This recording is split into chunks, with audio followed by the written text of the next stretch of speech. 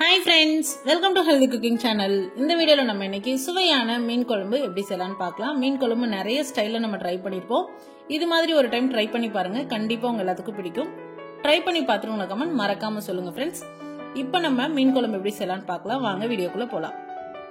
கடாயில 1 டீஸ்பூன் அளவுக்கு சீரகம், 1 டீஸ்பூன் மிளகு, 1/2 டீஸ்பூன் வெந்தயம். இத ஃபர்ஸ்ட் லைட்டா ட்ரை ரோஸ்ட் பண்ணிக்கோங்க.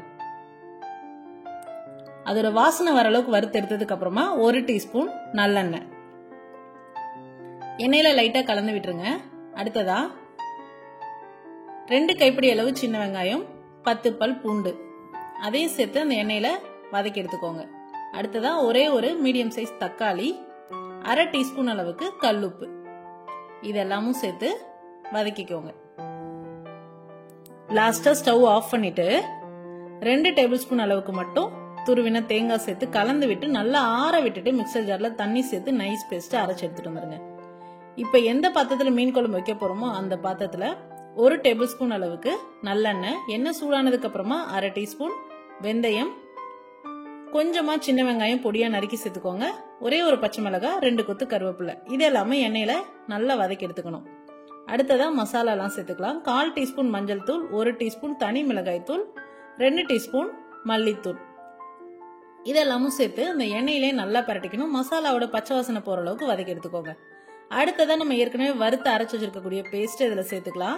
சேர்த்துட்டு நல்லா கலந்து விடணும். அது எல்லாத்துக்கூடையும் ஒரு கொதி வரட்டும், அது வரைக்கும் வெயிட் பண்ணுங்க.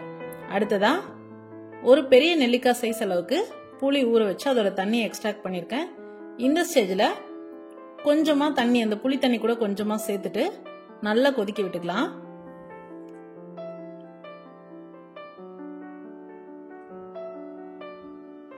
குழம்புக்கு ஏற்கனவே நம்ம உப்பு சேர்த்திருக்கோம், 1/2 டேபிள் ஸ்பூன் சேர்த்திருக்கோம். இன்னும் ஒரு 1/2 டேபிள் ஸ்பூன் சேர்த்துக்கலாம். பத்தல அப்படின்னா நீங்க பார்த்துட்டு அதுக்கு தகுந்த போல சேர்த்துக்கோங்க.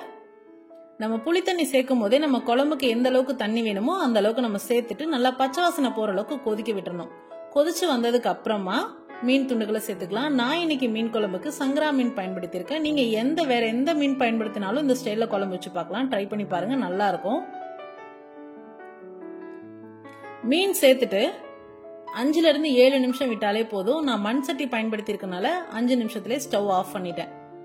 மீன் வந்து பாருங்க நல்லா வெந்து வந்திருக்கு. இந்த ஸ்டேஜ்ல நம்ம ஸ்டவ் ஆஃப் பண்ணிட்டு அந்த சட்டியில இருக்க சூடே போதும், அந்த மீன் நல்லா குக் ஆயிரும். மீன் சேர்த்ததுக்கு அப்புறமா கடாய் மூடி போட்டு மூட வேண்டாம், ஓபன் பாட்ல வேக விட்டுருங்க. அவ்வளவுதான், சுவையான மீன் குழம்பு, அரைச்சி விட்ட மீன் குழம்பு சூப்பரா தயாராயிடுச்சு. சூடான சாதத்து கூட வச்சு சர்வ் பண்ணிட்டு உங்களோட கமெண்ட் மறக்காம சொல்லுங்க ஃப்ரெண்ட்ஸ்.